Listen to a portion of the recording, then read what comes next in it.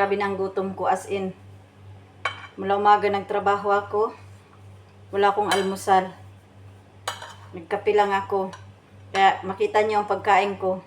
Parang pagkain ng bibitayin. As in, nangangatog na ang aking tuhod. Nangangatog na ang aking kalamnan. Kaya, mga lods, samahan niyo akong kumain. Bismillah. Adobong pusit.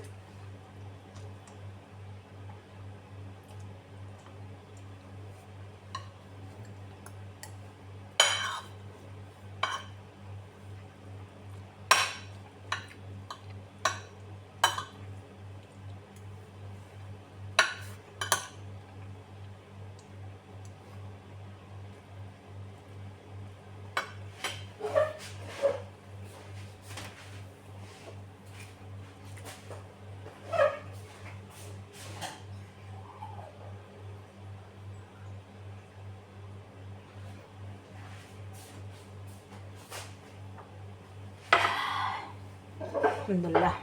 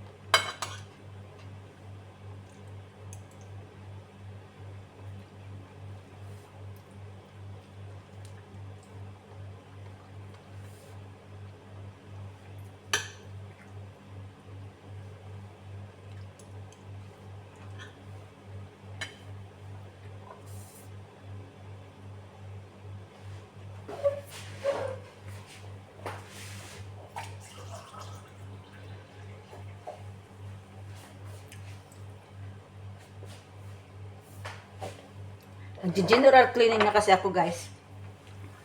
Kasi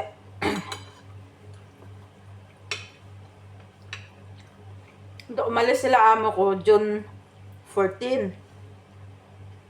Pumunta sa lugar ni amo ko kasi Iris ang amo kong babae, pero ang amo kong lalaki is Kuwaiti.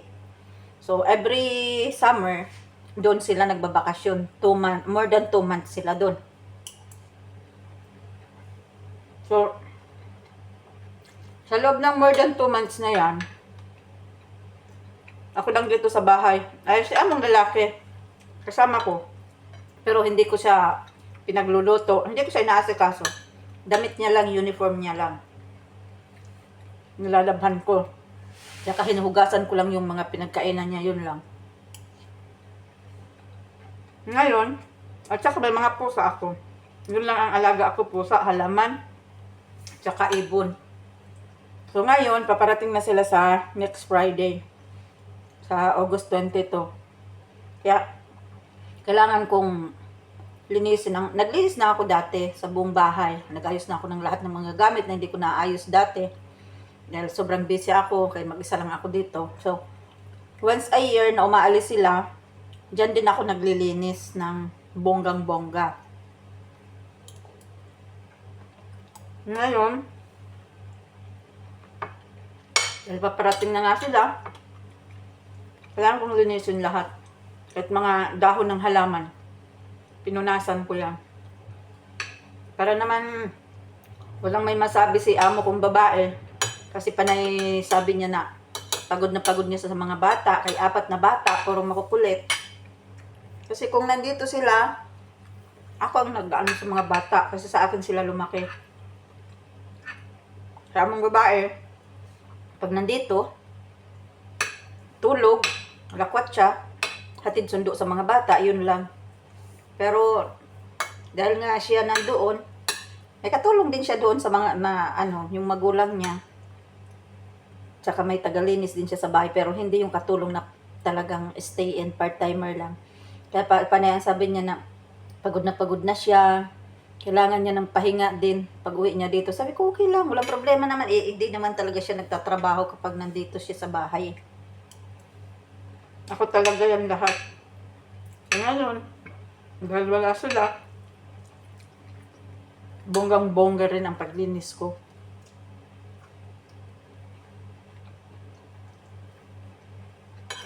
Dati last year, nag-part-time ako. Kasi nga, kailangan ng pera. Pero ngayon, hindi ako nakapag-part-time kasi 2 ulit ako na-operahan. Kailangan ko ng, ng pahinga. Inoperahan ako noong April 10. Hysterectomy sa tiyan. Mayuma. So, kailangan ko ng pahinga. Kasi, after 12 days no, nagtrabaho na ako. Kaya ngayon, nawala sila, yun ang rest ko. Kaya hindi ako nag part-time. Tapos itong kamay ko, yan, inoperahan din yan. Kaya kailangan talaga ng pahinga ko. Sayang nga ng kasi 2 KD per hour sana. 5 oras is 10 KD.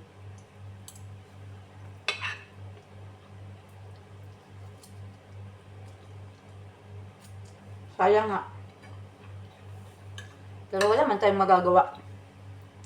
Kasi isa lang ang buhay ko.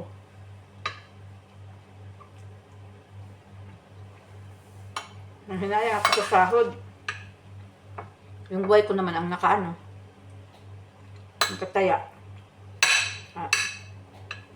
Kasi wala din akong pahinga kapag nandito mga alaga ko.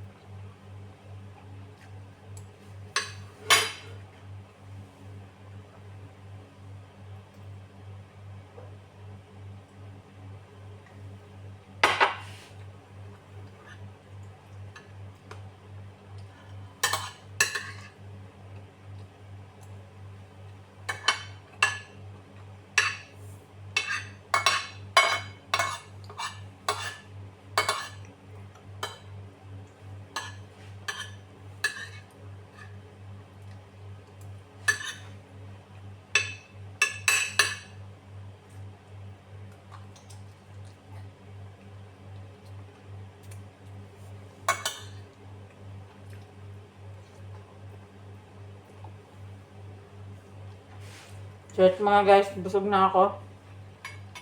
Alhamdulillah.